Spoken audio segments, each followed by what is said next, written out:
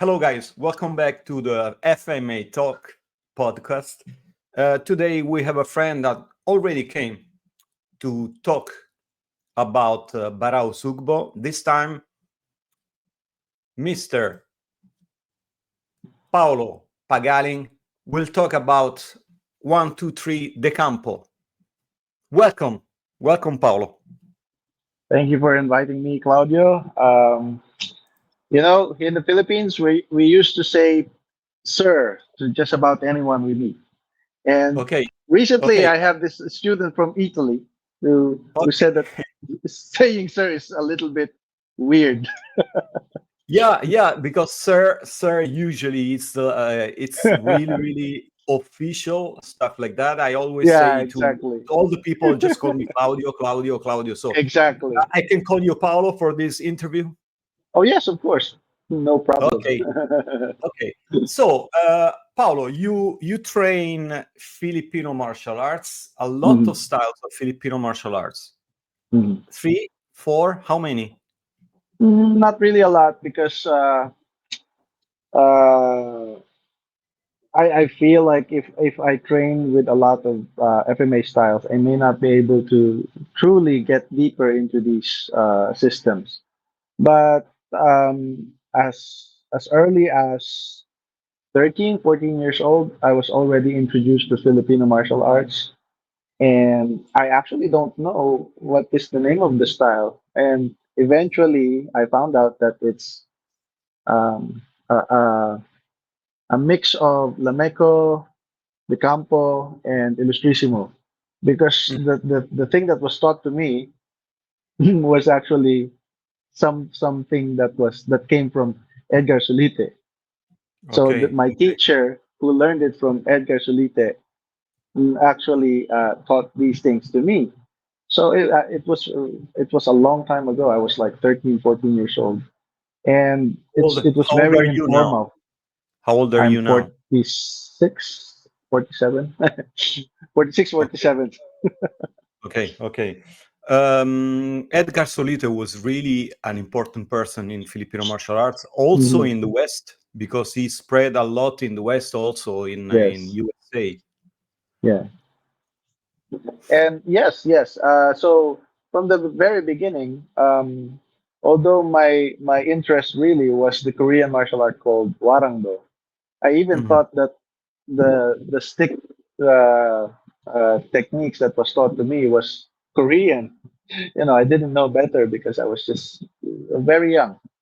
Um, but eventually, I figured, okay, this is Filipino martial arts. But still, I continued until I became a black belt in the Korean martial art that I was uh, practicing.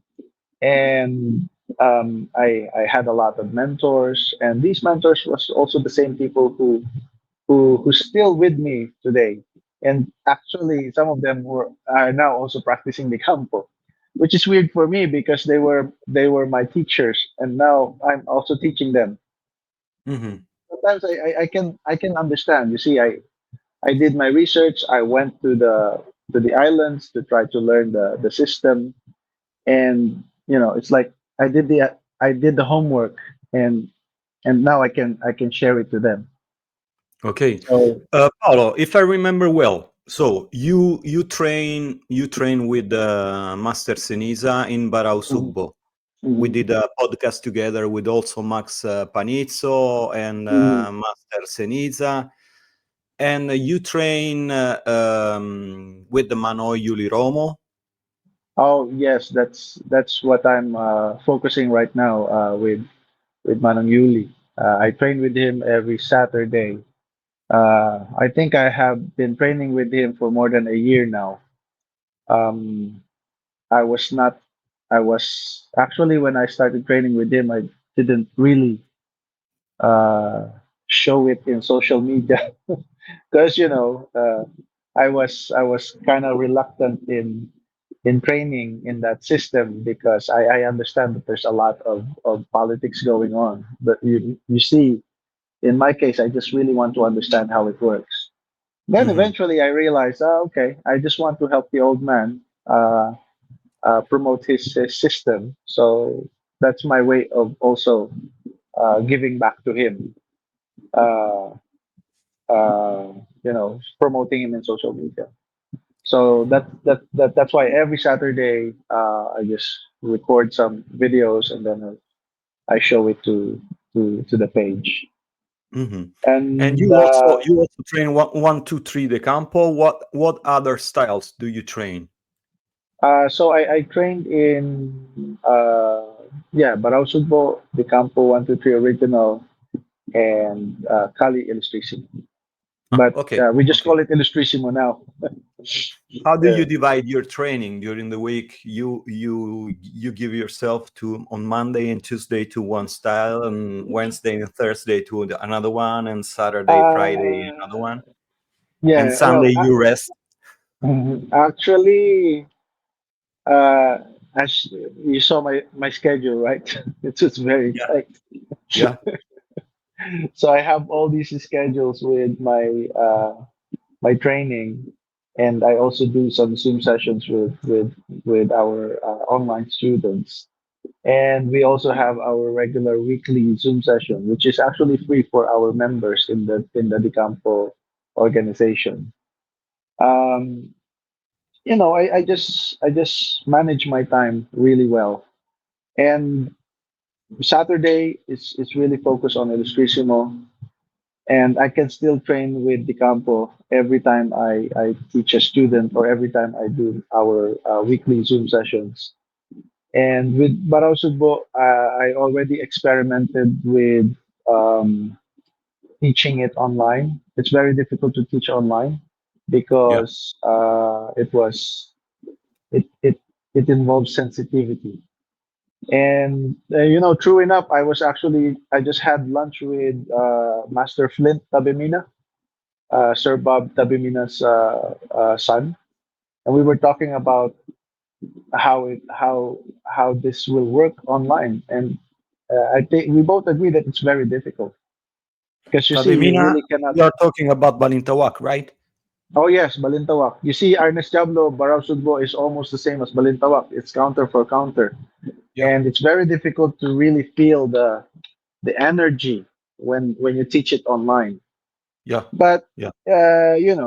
you just have to really explain it clearly and make the student feel how how it should be felt when you're teaching it, which is actually very difficult to do. You see, I, this is something that you will notice with a lot of people teaching online. You will know if the teacher is effective in teaching, or you're just really trying so hard to learn from the person because he really knows his stuff. But the problem is the clarity of instructions. And it's unfortunate that not a lot of people can really teach in a very clear way. So, for example, a good example is actually Master Jong. Master Jomalin can actually move really well. Uh, he was taught really well by his father. But number one, communication barrier. And even if he knows how to communicate, the next obstacle is the clarity of instruction. So not a Hmm. lot of people can actually do that. And even with Master Sinisa, he could be much more effective if someone is also not necessarily translating for him, but explaining further what he's trying to say. Okay. Because this is just the sad truth. We don't have the time to teach these people uh, how to get over this obstacle.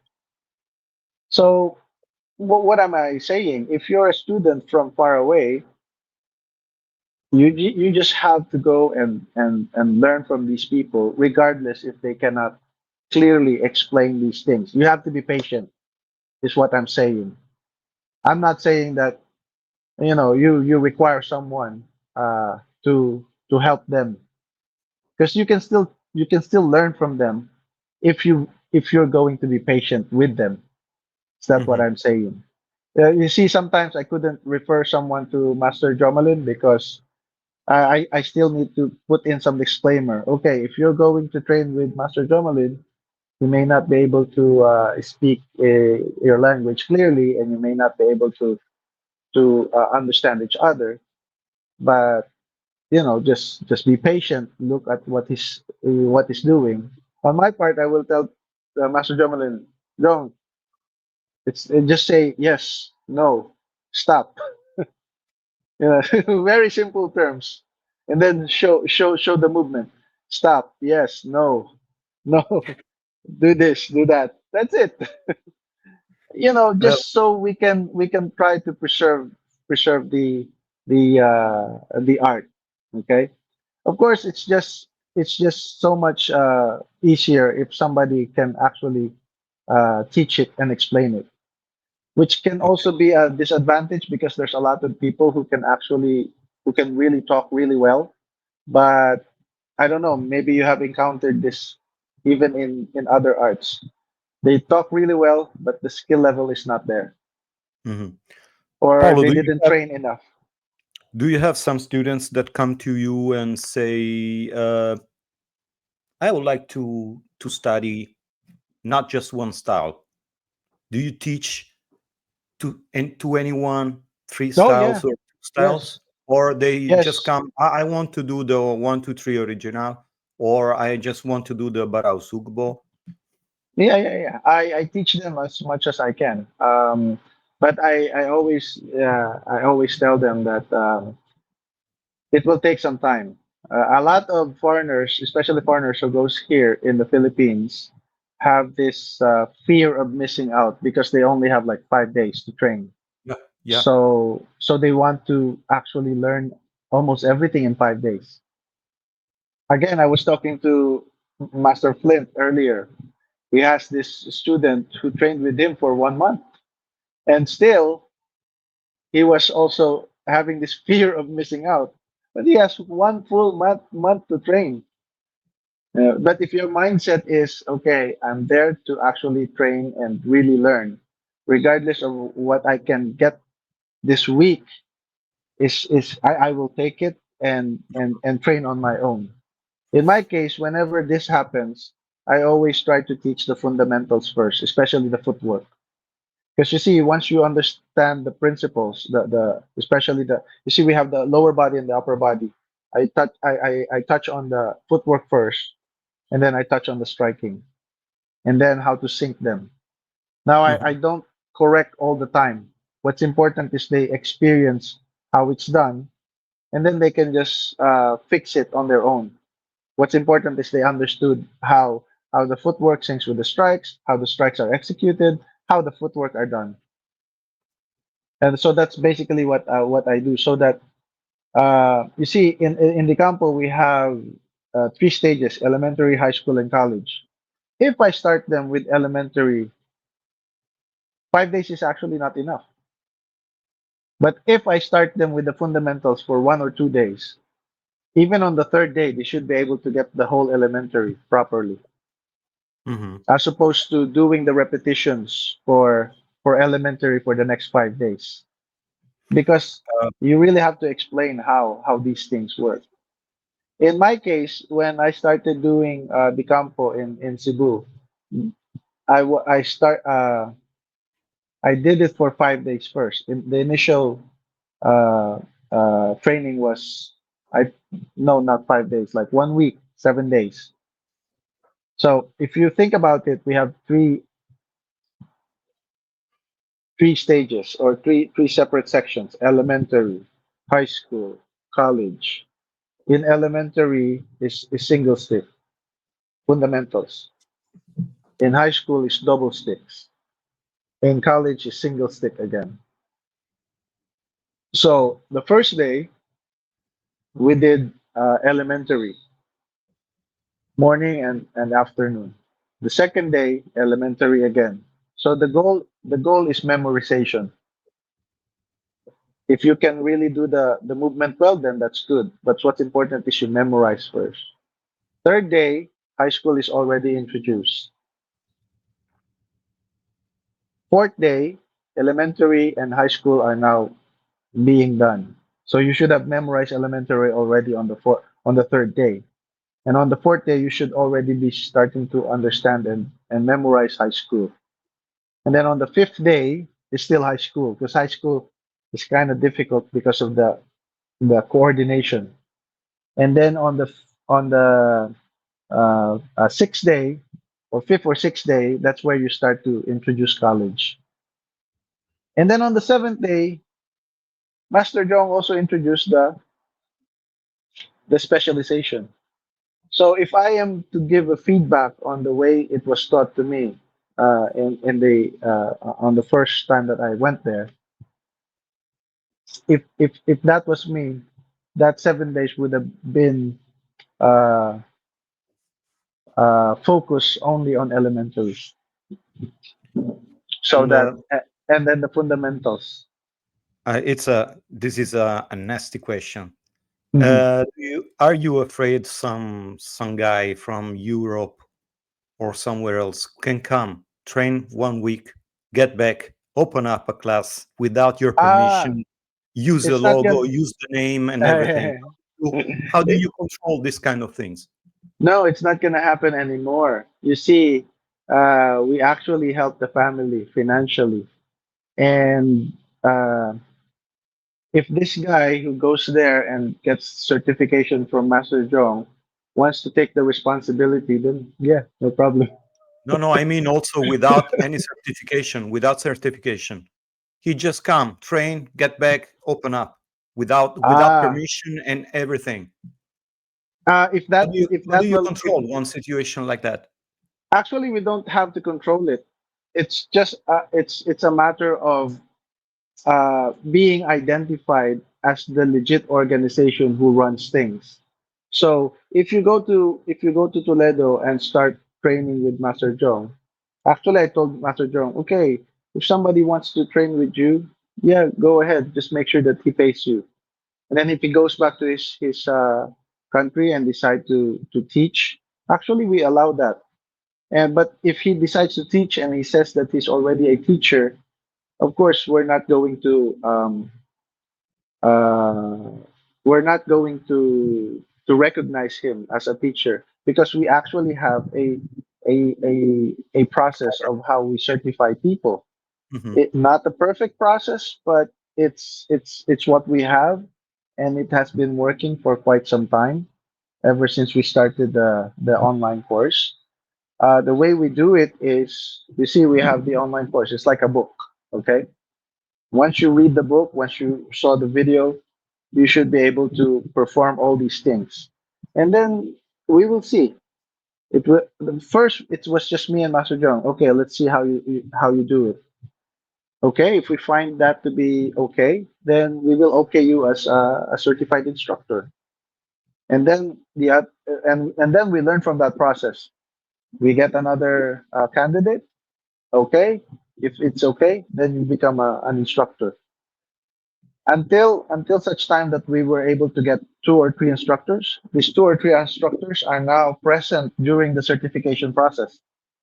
So, for example, Claudio, if you're the one who wants to become certified, the process is like this. We actually do not force everyone to buy our online course. If you want to learn it online, yes, we can teach you either from me, from Master Jong, or from one of our instructors. Once you learn how to do that, then we will determine if you can be a candidate for instructor if you really want to teach in your area. Once we determine that you can be a candidate, we will conduct a assessment first, not an actual test. We will assess first if you can really perform all these things: elementary, high school, college. Once we assess that you can do it, then we schedule a test for you.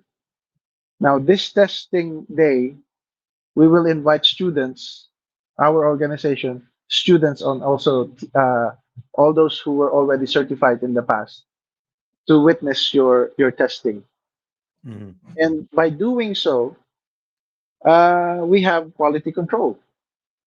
As opposed to you go to Cebu, you pay for the training for 1 week, and then you ask for certification, which is something that we will not recognize if you don't undergo this process that we have already established. So people can try, but they will fail because they will not get recognized. Okay. Otherwise, they will just create their own organization. If they create their own organization, okay, it's up to them. Students can go to this person and he can learn from this person. No problem. As long as it's outside our jurisdiction, we it's okay. No problem. Paolo, you talked about elementary, high school, and college. Mhm. Single stick, double stick, single stick once again. Mhm. How about the knife, empty hands? The Un, dos, tres original has Mhm. also empty hands and a knife, or espada y Yes, daga. yes. So, um, you see, when I trained in De Campo, I started with Master Caballero, the original one. Okay, because We will my talk first. about the story. Sorry, we will talk about the history of Mm, Caballero and the style in a yeah, few sure. minutes, just after Yeah, this sure. question. Okay. Mm. So you see, my first the first teacher that really taught me De Campo was Manong Eric Olavides. Uh, when I learned about his when I learned about him, actually I was reluctant at first because I was busy doing something else back then, and I decided to train, and I saw, oh, okay, this guy is really good. So I trained with him, and eventually I learned a little. So I was always thinking, oh, okay, I learned a little bit of the campo. Eventually, the group was disbanded, and there's no one training anymore. So I decided to just train on my own. Eventually, I pursued the original De Campo, so I went to Cebu. So when I started doing the De Campo there, I thought I do not have to do a lot of things, just polish it because I already trained. When I started training, the first training group, which is Group One, Abecedario, I haven't heard about that name at all when it was taught to me the first time. I said, "What is Group One, Abecedario?" And then there's Group Two, Alphabito, the Alphabito. Group Three, Horizontal. Group Four, Cerrado. Group Four, Abierta. All these terms, nothing in my head because what was taught to me during the time when I was learning the campo the first time was all striking. Strike, strike, strike, strike, but there's no naming convention. So the original curriculum was not exactly taught when the campo was taught to me. So when I went to Toledo, the way it was taught was really there's a naming convention. So we have elementary. In elementary, we have groups 1 to 7. In high school, we have groups 8 to 9, 8 to 10, and then we have college. There's no group number in college. It's just called college. And then there's the specialization. So it's like I think what I learned from Manong Eric at first it was kind of confusing because the footwork is different. The striking is I only figured out the striking only when I got deeper into the original 1, 2, 3. Because at the higher level, the striking becomes smaller. Mhm. And I've talked to Manong Tini about this. You see, Manong Tini also trained with Manong Eric. And we both agreed that Manong Eric's way of teaching it is the smaller circle. Yeah, the movement is tighter. The striking is faster. The combination is much faster. Compare that when you first saw Master Jong. Very big, wide, bigger circle. But eventually I realized you can make it smaller because if you make it big, you cannot actually strike three three strikes in one beat. Tatatak, papapak. So you Usually see, you train with a stick naturally, but usually the campo, when you use the stick, you think about the blade. How long is it? oh yes, actually, the campo is blade based. A lot of people are always saying it's stick based, but if if they're only saying that maybe because they didn't really go through the original curriculum. If you look at the original curriculum, especially in elementary, there are references to the scabbard. So, for example, we have group number uh, we have mixing. So after group 1, 2, 3, 4, 5, 6, and 7, we mix group 6 with group 1. So for example, here group 6 and group 1 mixing. This group 6 and group 1 mixing is like this. Pa, pa, pa, pa. It actually starts from the scabbard. This one. Pack, pack, pack, pack. And then starts again from the scabbard. So we imagine that it's starting from the scabbard. The way Hmm. Master Jong was taught is that if it's starting from the scabbard, you put it lower. If it's out of the scabbard, you put it higher. But to me, it just doesn't make sense. I'd rather just get a real blade and then practice my scabbard drawing from the scabbard. So Okay. if it's part of the curriculum, it just doesn't make sense that it's just a stick based. Would you agree? Hmm. We are Yep. taught how to start from the scabbard, and we are also taught if it's outside the scabbard. Uh, So, you are using a mhm. stick. It's I think at least 75 centimeters. That stick. No, the one that I use is actually 32 inches because I'm using 32 inches now. This is for Illustrissimo. Okay. Okay. And this one is 28 inches. So this is the standard stick that we use in the campo, Okay. 28 Okay. inches.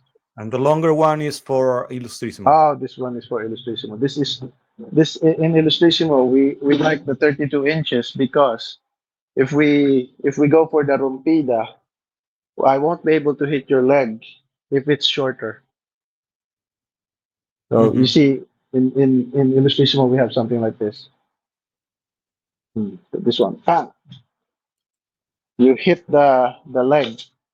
But if it's shorter, instead of hitting the leg, I just hit this one, the side of the body, from here. Okay. Engaño, rompida, and then salto saltada. But in Okay. the And campo, if you we want use to 8 translate inches. these two sticks in a blade, what Mhm. kind of blades are there? In in the campo, In the campo and in Illustrissimo, you showed in us two sticks, two different width of sticks. If you mhm. want to think about two different blades for that styles, Oh, uh, a 32-inch bolo, stick is bolo and actually tinute. almost the same. If you look at uh, if you look at the blade profiles here in the Philippines, you can have a pinute up to Mm, 32 inches. Okay. Now the regular itak or bolo is shorter. In fact, mhm, shorter, yeah, almost 26. A barong can be 26 inches overall length. Mm. But there are barong that can also be up to 28 inches. But of course, barong is a southern weapon. If we're talking about, if we have to be realistic, people from Cebu and Luzon, the type of weapon that they use are mostly Cebuano weapons or weapons from the north. So okay, like the itak, the machete, the bolo.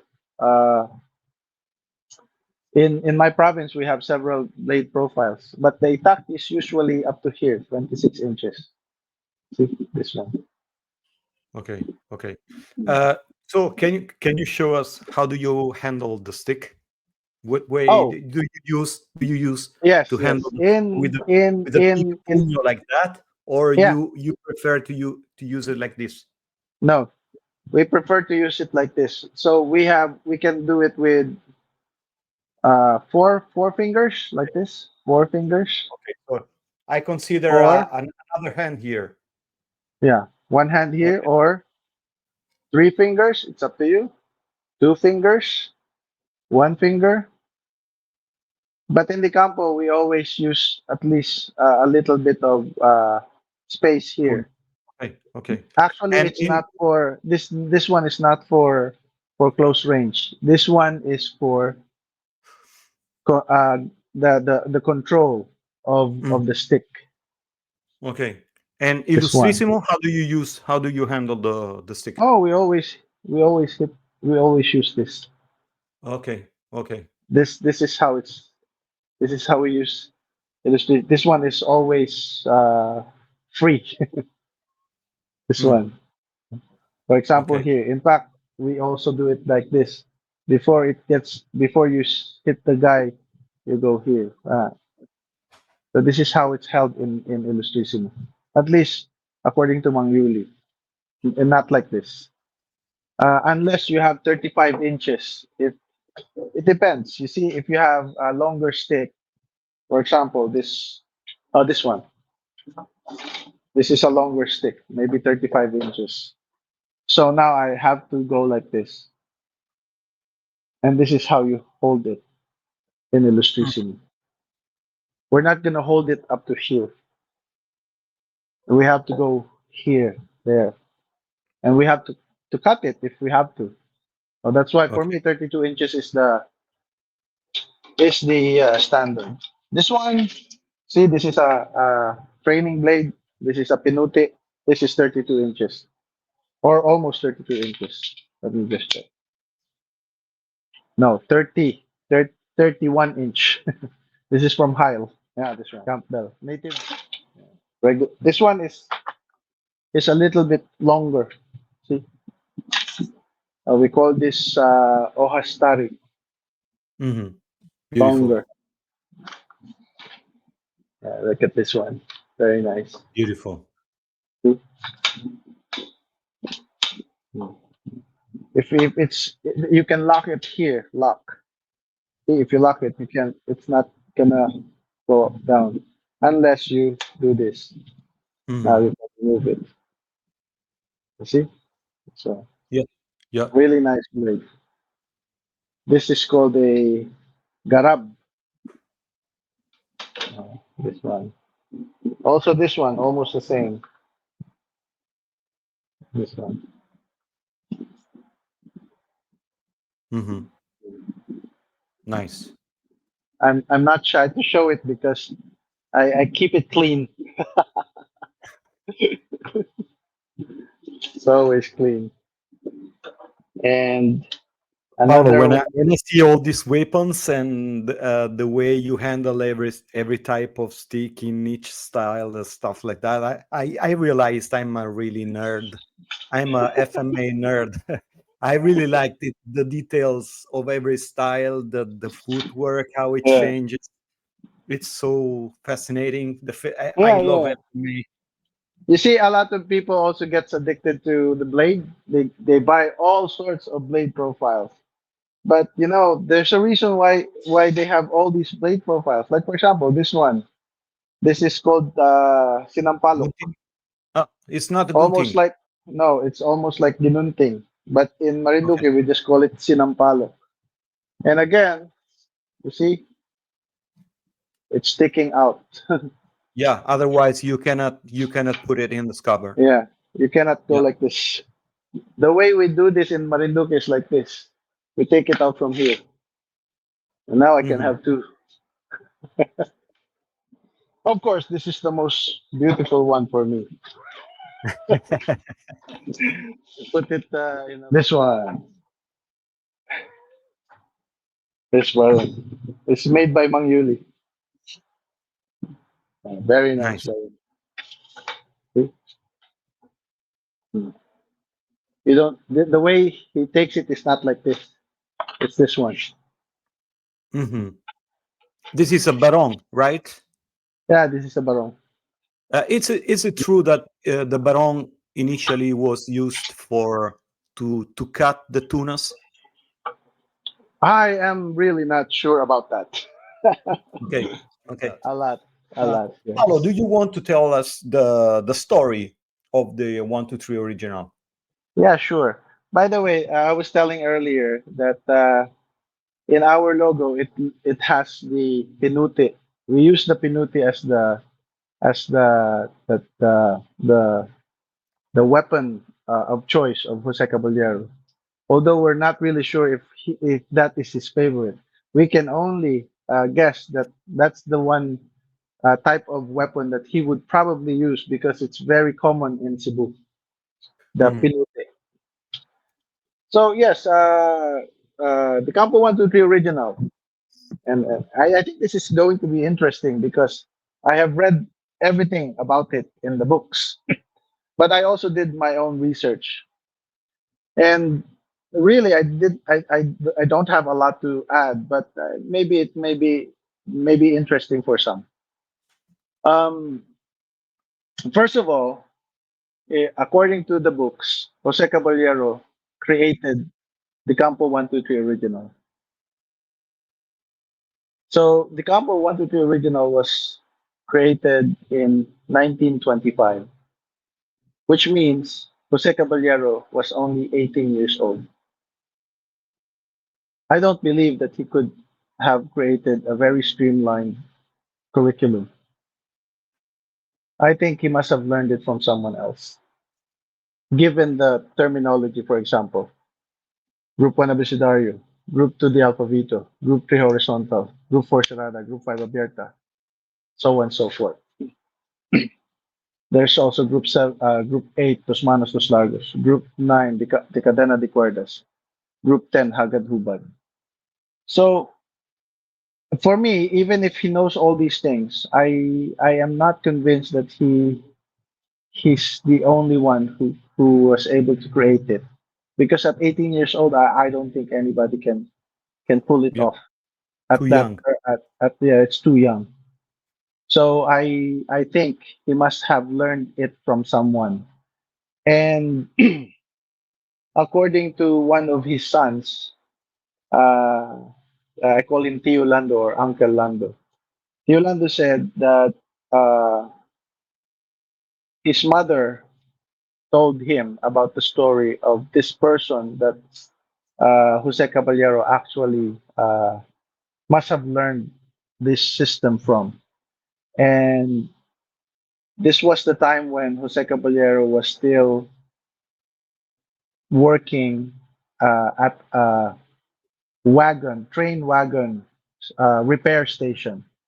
You see, during that time, there were also train stations, and the wagon is something that they try to repair. And there was this one guy that Jose Caballero said was, according to his wife, uh, was very, very strong, almost like supernatural strength. So that's the only thing that was told. They didn't really mention about the Eskrima, but we're speculating that this guy also knows how to do Eskrima. So another thing is, which is also very surprising for us, is that uh, we're not really sure if Jose Caballero was really from Cebu because, as everybody knows, that he is from Ibo, Toledo City. That's his hometown. But according to Teolando,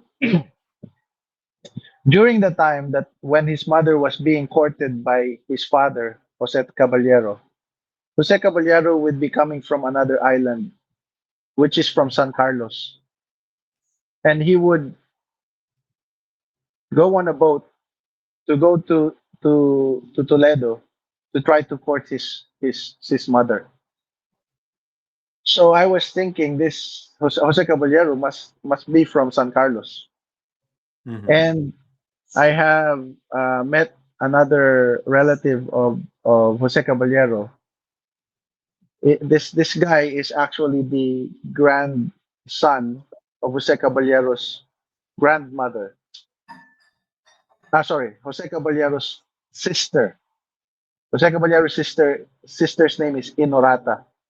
So according to this guy, Inorata, his grandmother, is actually from San Carlos.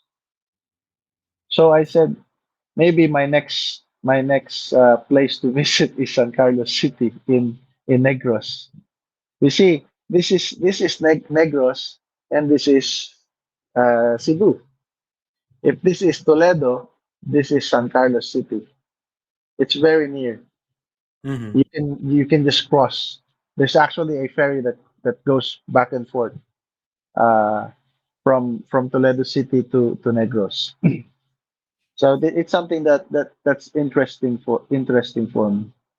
Do you do So you do you notice that maybe there is some similarities with some other styles that you saw in that area or somewhere ac else in the Philippines? no, actually no. There's no.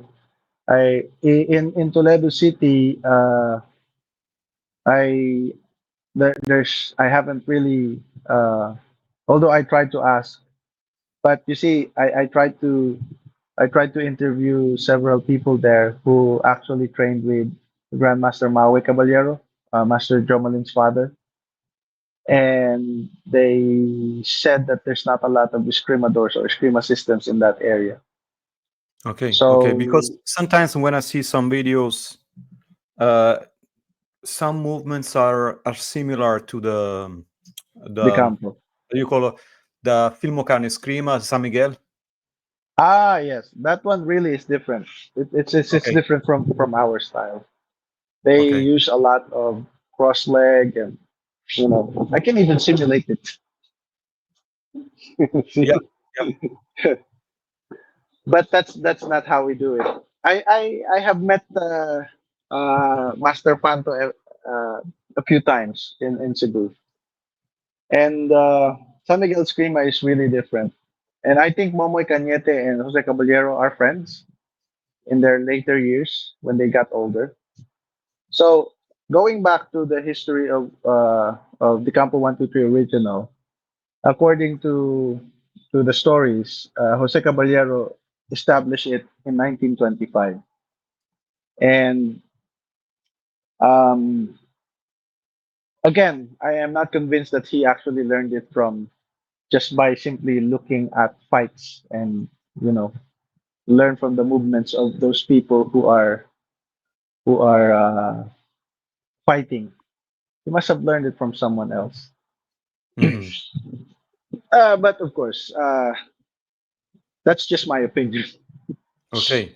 And how Edgar Sulite came into this story?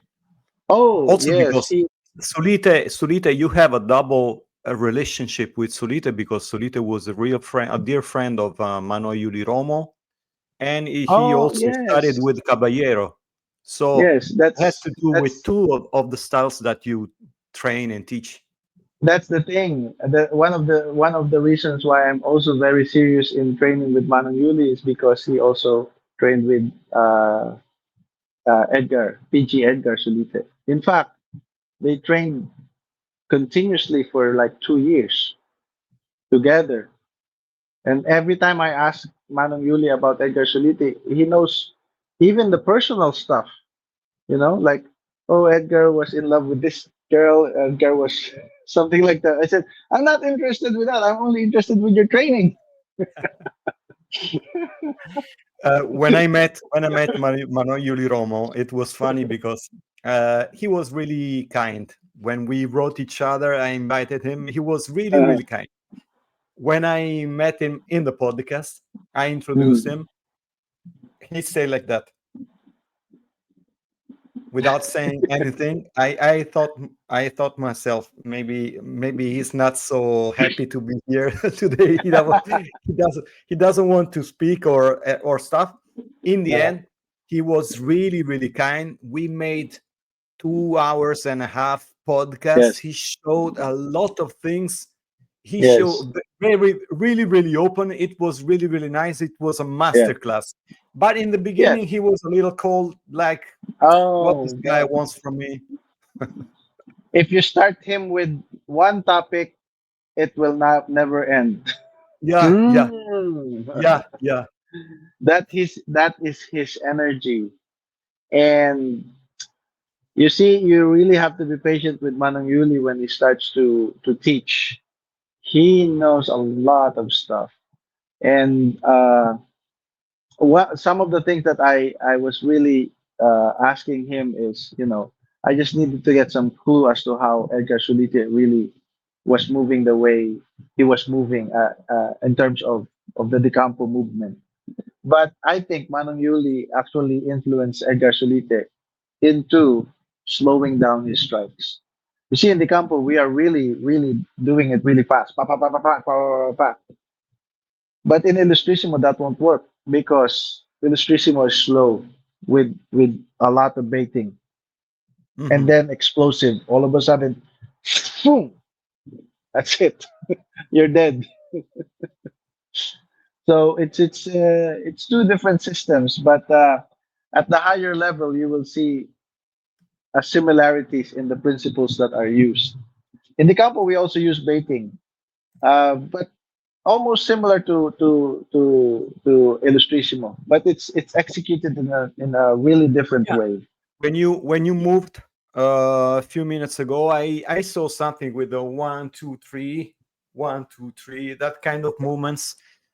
Also, I would like to ask you, the Mhm. name 1, 2, 3 is because you usually use three strikes. Oh, actually, 1, 2, 3 is almost like you see. I was able to cement my understanding of the baiting in the campo because I was supplemented with the information that came from Manong Yuli. You see, in Illustrissimo, the way we do the baiting is like this,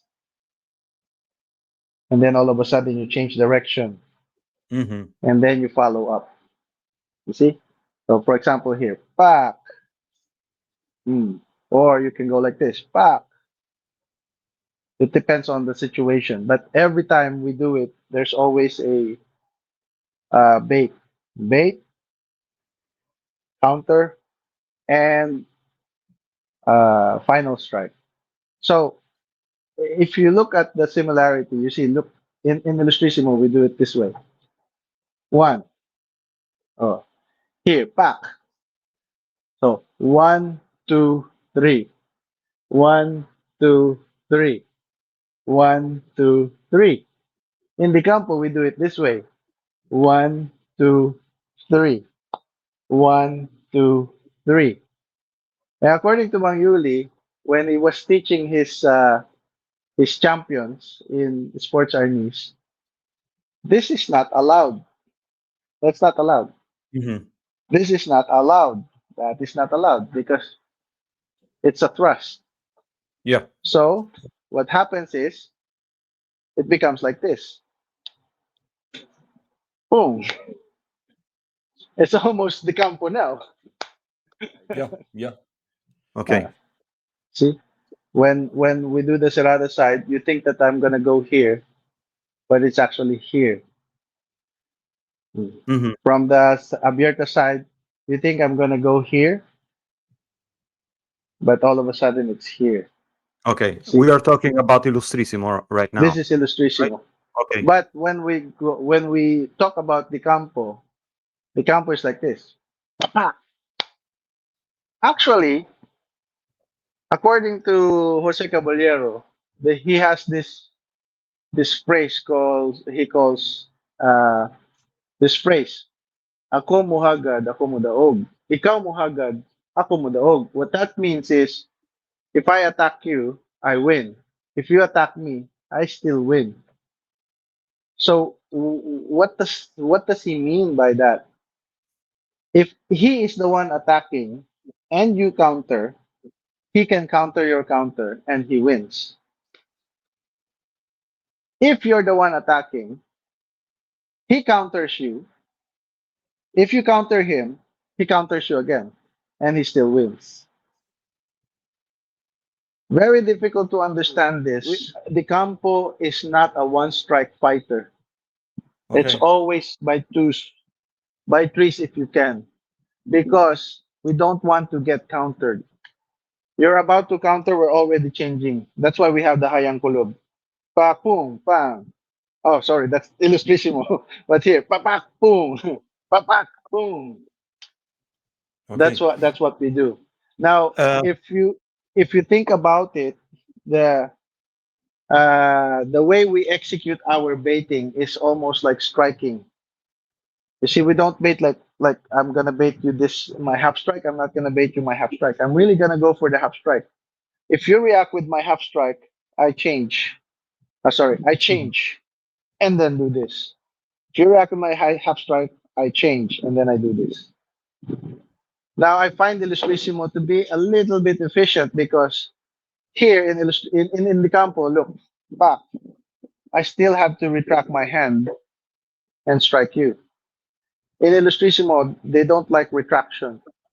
If we strike here, Manguli is not going to retract his hand like this. He's just gonna go and hit you down or hit you here. You see, back or back, but not like this. Back, Okay. no more retraction.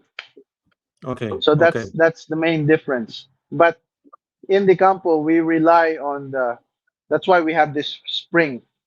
That's why we have the bicep tap. You see, Hmm. the Yeah. retraction is so fast, it's almost instant. Now, this one is slow, but it changes right away. It needs to be slow because you need to really present your bait. You really need to present your. It's like a candy, according to Mangyuli. Give the candy to your opponent. If he tries to take it from you, change direction. That's basically it. We always do that, like this. Hit me. You see, there's no retraction. It's just here or here. Mm. Look, I I don't know if you will see that, but I'm trying to sell my strike here. Sell, sell, sell. Hmm. You see, that's why in other systems when they try to bait like this, they sell here, but they change direction very far away. In Illustrissimo, at least according to Mangyuli, you sell here and just change direction like this, very tiny change of angle. Boom. That's it. Boom. Mm. Nice. That's how we would do that. You know. This also there's also this one. Boom. Uh, Paolo is Very. always when I watch some videos about the campo style, Mhm. uh, the footwork is really different from other styles. Very different. Was Uh, it hard for you to switch from other styles and start to train the campo in this kind of footwork that is really different from the others? actually, if it's actually not that hard if you put the time in training. It will be hard if you really fear if you're having this fear of missing out in 5 days. Okay, in 5 days I need to learn the footwork of Illustrissimo. No, you can't. I've been doing Illustrissimo for like more than a year now, and every time I train with Mangyuli, I still feel like what it's wrong again. So it's like that. But I don't mind because I always absorb whatever he teaches. Uh, to him, it's always wrong. It's true. It's always wrong because he always see it as a part of improve. It doesn't mean that you're not doing it correctly. He's only looking at the area where you need to improve. So he would say, "Oh, this is wrong," but it Hmm. doesn't mean that it's all that you did is entirely wrong. Paolo, can But you show something about the footwork? oh yeah, the footwork in the campo. Thank you. Uh, Let me give you a very simple concept. The reason why we make it really fast. You see, in the campo, the footwork is always two counts.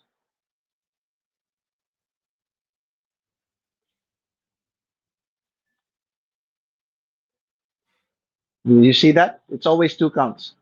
Yeah. One, two, one, two, one, two.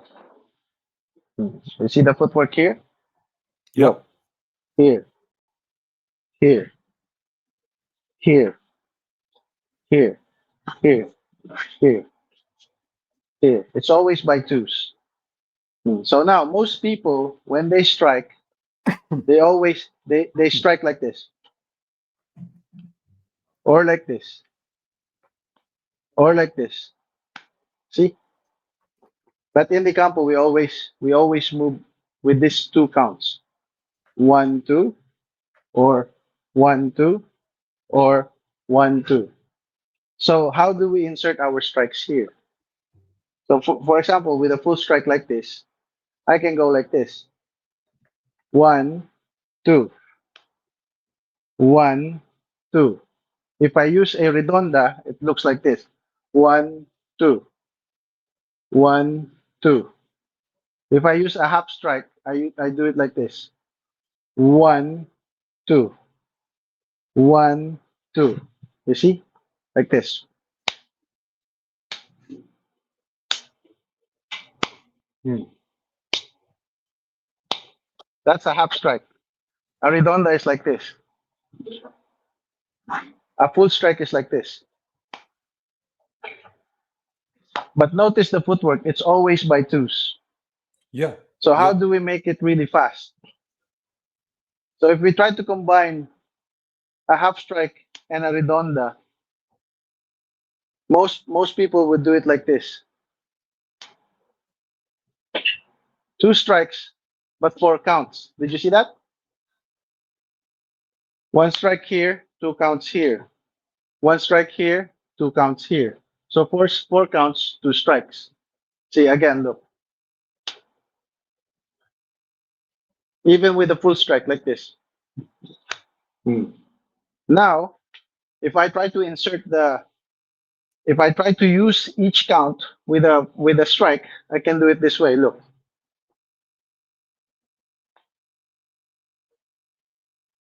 You see that? Yeah.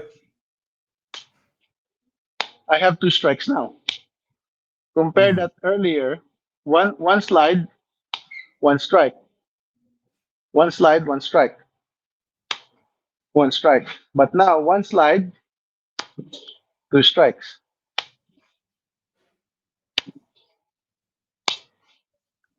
Okay.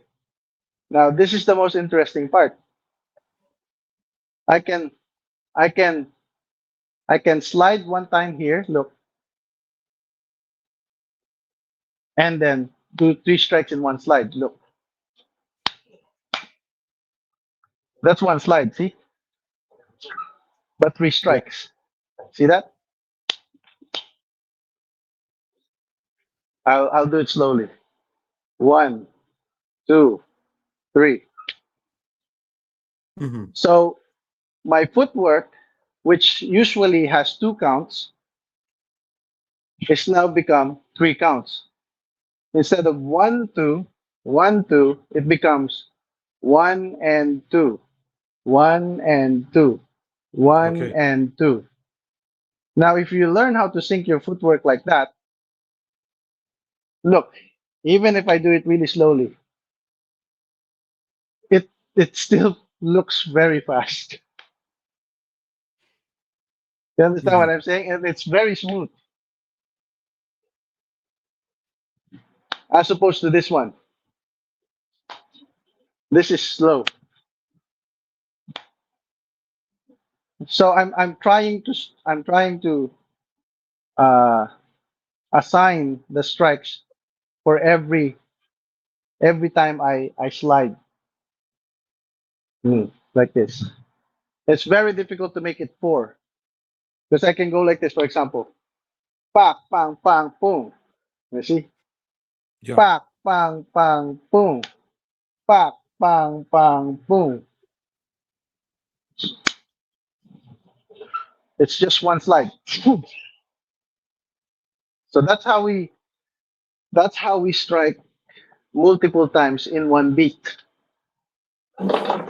Do you think that this way to use the legs and movements and to push with the body weight has something to do with the space the caballero used to train, or the type of weapon, or the distance he wants to the fighting to be with? Actually, you see, I can only speculate according to the training that I have experienced, Hmm. according to the principles that I have understood and learned from at least uh, three of Jose Caballero's son. Tio Lando is on Osamis, Tio Bador, who already passed away, and a little bit of information from Tio Oscar, who is actually here living in Luzon. So I was able to gather all these information. So the way, especially with Yolando, he has lots to offer because he's able to explain these things. Um, as far as I understand it, it's really distance management. You see, the way, according to Yolando, he's not going to teach you how to. He's not gonna allow you to strike any part of the body except the hand. Why? Because if you go for my head, my weapon will land at your hand first before you can even reach my head. But Hmm. if you go for my hand and also go for your hand, we might be at a default. Okay. But if you know how to bait, you're not really going to look for an opening anymore. You're the one creating the opening. You understand what I'm saying with that? You see, Yeah. when you fight, how do you fight?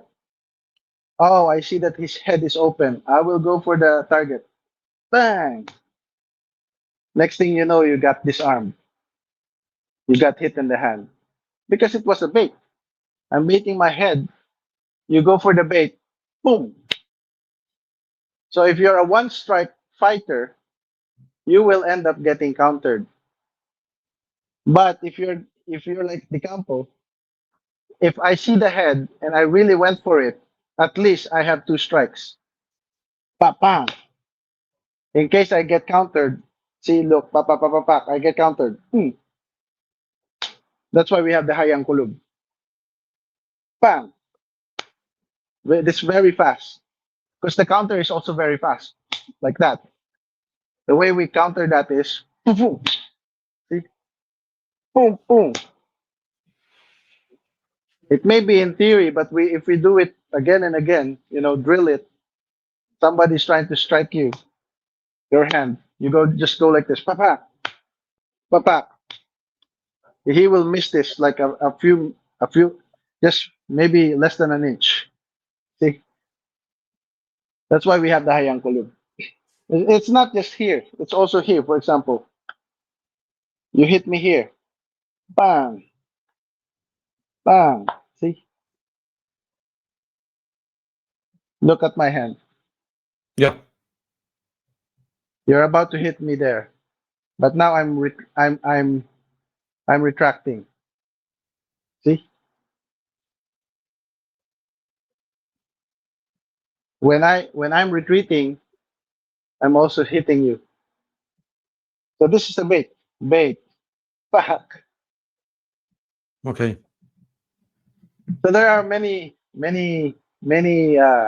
techniques like that in the campo, especially when you do the striking. Very small strike like this. Pack, pack, pack, pack, pack, pack. Many different ways of striking the half strike. And then if you start to do your combination, We can also add these things there. Always like this. It's Hmm. like a, it's like a, it's A like snake. open close, like a snake. Pa, pa, pa, pa, pa, pa. Now look, theoretically, I can hit you multiple times just by simply doing this. You see this one, you're going to get hit only one time. But if I go like this, that's already two. That's three. This is four. This is, I don't know how many times. Paolo, I would like to ask you Mm. a question that I make to everyone. Mhm. Uh, the name Kali, is it used in the Philippines in Yeah, back in the it's days, actually or what do you think about it? actually Kali is a, you know, that's the highly debatable word. Unless someone can provide a really good document that that gives out this word. You see, there are some people who was able to find this word in other dialect, like pagkali-kali Yeah. and other dialect. But the word kali itself is really not something that's commonly used here. But to me, it doesn't You don't really care. You don't care. yeah, because if you just, you know, what we should really care as an FMA community is that we should look at the sports FMA scene. All of Hmm. these kids doesn't know anymore what is Balintawak, who is Ansyong Bakon, who is Jose Caballero, who is Momoy Cañete. The only people that they know are those athletes who's been winning the gold in the tournaments. That's not a bad thing, you know. But what I'm trying to say is that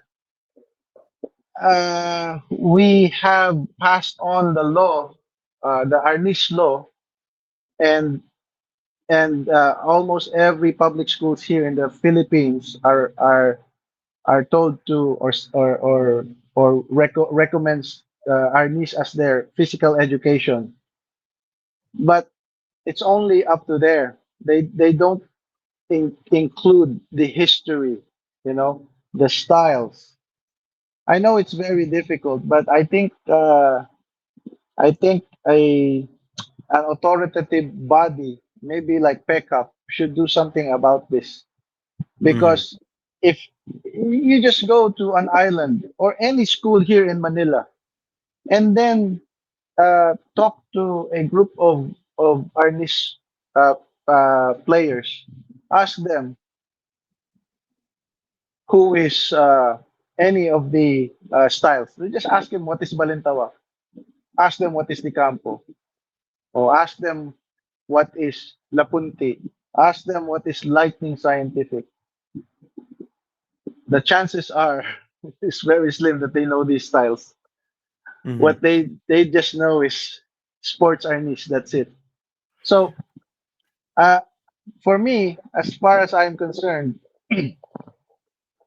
the law was passed so that our niche can be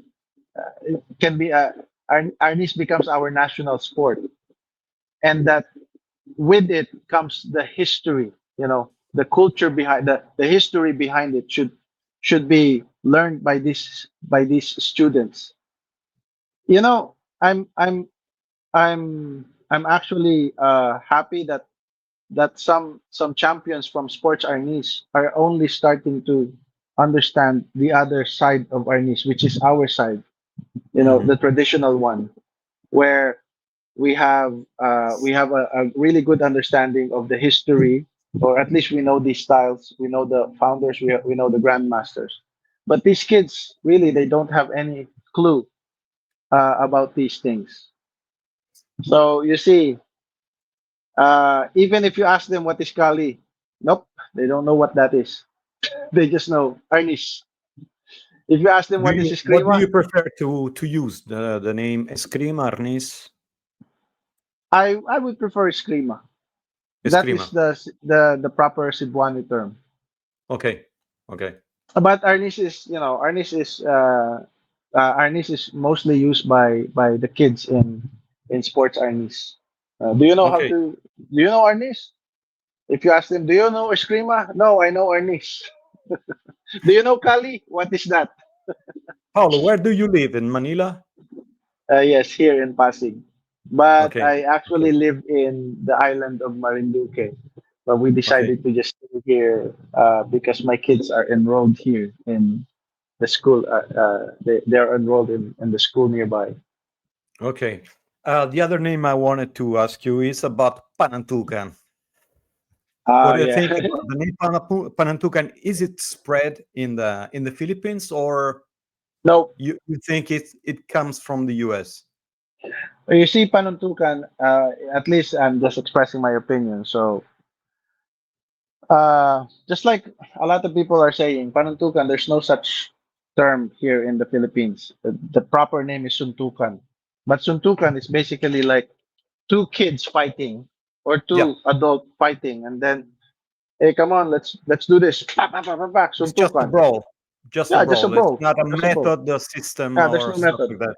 Yeah, Okay. nothing like that. But I can understand why they have to create something like that. It's exotic and it attracts Yeah. people. Marketing. Uh, but I'm not saying that the techniques that are taught in Panuntukan are useless. They must have come from a certain schema system, which of Yeah. course is useful. But of course, the branding, the way it's presented, people are put off with these things if they start to understand. There's no such thing as panuntukan. For me, Hmm.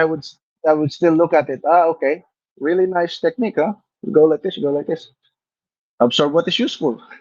Okay. But Okay. of course, to Because me, in there's my case, I always look for a system. yeah, someone call it Pangamut, someone call it Suntukan, someone call it Mano a Mano, someone call it Kinumutai, Panuntukan. There are many names. kinumutai, What do you dumog, use? What also name you dumog, use? right? Yeah, Dumog also. What Yeah, name you dumog. use for empty hands for boxing, Filipino boxing? What do you use? No, for me, I don't use Tingong anything. bagay. No, I don't use anything. I just use empty hands. Okay, this is the empty hand application. There's Okay, okay. because we don't have that. Even in the campo, we don't have that. In Barao Sugbo, for me, Barao Sugbo is the closest system to empty hands. I'm not saying that the other systems doesn't have empty hands, but Barao Sugbo, it came from the knife system, and a lot of empty hands are applied. But in other systems, all of their empty hands came from their stick system. This is Yeah, that's not bad. What I'm saying is that uh, the closest thing for me to empty hands is Barao Sugbo. In other systems like Illustrissimo, we also have empty hands there. You know, in other systems like Doce Pares, they also have empty hands there. Again, these are all coming from their from hmm, translated from the stick. I maybe in Doce Pares, you see Doce Pares, 12 pairs, 24 grandmasters, all consolidated in one organization. I'm not even sure if there's one guy there who knows all of the styles anymore. You see, it's just this and that style. That's why they call it multi-style, right? Multi-style. yeah, I'm yeah. not really familiar, but to me, 12 pairs, 24 grandmasters, that's a lot of grandmasters to consolidate in one group. So I don't know how they do it. Same thing with Inosanto Academy. Lots and lots of systems in one academy. So that's why that's why they also have this Inosanto blend. So I don't know how they really pull things together and how Yeah. they teach Yeah. it. But for me, in my case, if I were to teach an FMA, I would teach a complete system like the Campo. Okay, this is the Campo. This is Yeah. illustration. This is Yeah. Barao Sugbo. I Maybe I agree. will I try agree. to fuse them together, but it's very difficult. So Paolo, for many, I studied the Inosanto La Costa from the association I was in mhm, mhm, in the early 2000. And Mhm. so I always trained and taught the Inosanto Lacoste style, Mhm. especially Parantukan, because I wanted to specialize in empty hands. Now I'm studying the Pekiti Tirsha, Mhm. and I think I could totally overwrite and erase the Inosanto Lacoste for the Mhm. Pekiti, because Uh-huh. I like the details and every single movements explained. Now Well, it looks, maybe it maybe will it's actually it's make sense. beautiful. It's nice to start with a multi-system to have an open mind and understand the Yeah. basic movements. But Yeah, for yeah, me, yeah, I yeah, yeah. think it's perfect to study each system, every system. I mean, at the same time, if you have the time to Mhm. do that, If it's you have the okay. time, yes, yes, yes. But it's It's not. important to know that style, and that style, not Yeah, putting yeah, yeah, yeah. together like a salad or stuff like that. Oh, yeah, yeah, yeah. Exactly. Fruit salad, or FMA buffet. Yeah, yeah, yeah. In the Indonesian martial arts, they call it champur. Yes, you cannot. You cannot just absorb what is useful if you haven't delved deeper into one art. Yeah, yeah, You yeah, cannot really identify what's useful there if you haven't trained more. yeah. I So agree. the question is, how much time do you have in order for you to really learn all these systems? Now, regarding Lacoste and Piketty, I think Lacoste is actually Ilonggo. He's also from Negros. Hmm. So Okay. there's some sort of similarity in there. You see, the Negros style is almost, they have very similar uh, systems in there.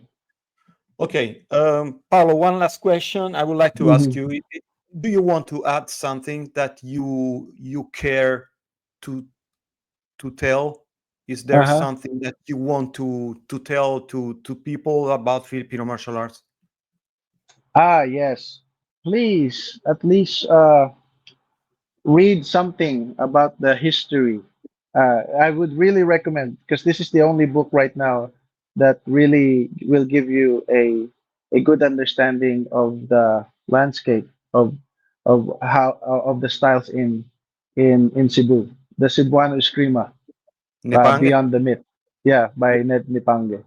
At Beautiful. least when Beautiful. you I when think you it read is something, one of the best books. yes, when you read that, you start from there before computing for the budget going to the Philippines. Mhm. Because you might end up contacting someone who just recently created his own system from whatever theory he has gotten it from. This Paolo, not based you from know, anything. you know, in Italy also there are some guys that create their styles Yes. with a name of their own, styles Yeah. like that, without studying with anyone specifically. They create Yes. their own styles and they do themselves the grandmaster of their styles, because Yeah. there is, Exactly. yeah, That's why for that's so sad. me. That's why for me, always do your own research. Always do your research. Uh, I still believe in lineage. Um, Yeah. yeah, that's also another debatable topic. But at least with an understanding of where the art came from, you have this thing that you can hold on to. Like, hey, this came from this, and so I think this will work if I try to apply it, as opposed to, okay, this was just recently created. I don't know the background of this guy. Where did it came from? Like recently, there was this guy who was canceled. He was promoting himself as uh, eighth dan judo and eighth dan jiu-jitsu and fifth dan Shotokan. Instead of Shotokan, it's Sotokan. There are guys like that, and people are still falling for it. That's why for me, do your own research, read a very reliable book before you really invest in your trip to the Philippines or invest in someone, Hmm. because you're not going to get younger. Every time you get older, you only want to train less and less and less because you don't have any more time. So if you waste your time with a system that doesn't really, that's trash, then you would get back to zero again. And sometimes when you start with a system that's really trash, you still try to defend it, which is really much worse because you've Yeah. already gotten into deeper into the group. You see, sometimes it's just, oh, I have friends there. I don't care if it's fake or not. I just love it there. So you see, you invest first uh, in the knowledge of these things. At least Yeah. basic Yeah. knowledge. What should I invest in? Should I invest in a close range system like Balintawak? Which Balintawak system should I go to? Should I invest in other systems like De Campo or Barao Subo, knife system only? Is there any knife system in this system that I plan to train with? Those things. Ask yourself these things, and also do not get so gullible by just looking at someone moving really well because he or she can really move really well, but do your research first because i Hmm. can really i can really do it really nicely, but all of it is just mimicking from other systems. Yeah. Yeah. Mm. Yeah. Okay, Paolo. Mm. I tell all the people who's watching us every info about Paolo Pagaling is here under the screen, the description of this podcast. Oh And I yeah, would yeah. like to ask, I would like to thank you again for coming, for Oh accepting my yes, invitation once always, again. always. I like the way we're doing the interview. Very informal. I can say whatever I want to say. Yeah, usually we also have a beer together, but no, I'm on Uh, a diet, so it's some weeks I stopped with beers because I yes. must I must get thinner, and so usually it's more informal than this because after Uh-huh, uh-huh, the uh-huh. alcohol is easier. Paulo, thanks again. Thanks for coming once again. Thank I you, hope Claudio. you will accept my invitation once again in the future. Yeah, yes, yes. And you have a great day. All right. Thank you. Thank you. Thank you. Guys, Hugay. thank you for watching us once again. Bye. See you next time. Bye, Thank you. Paulo. Bye Thank you. bye. Thank you.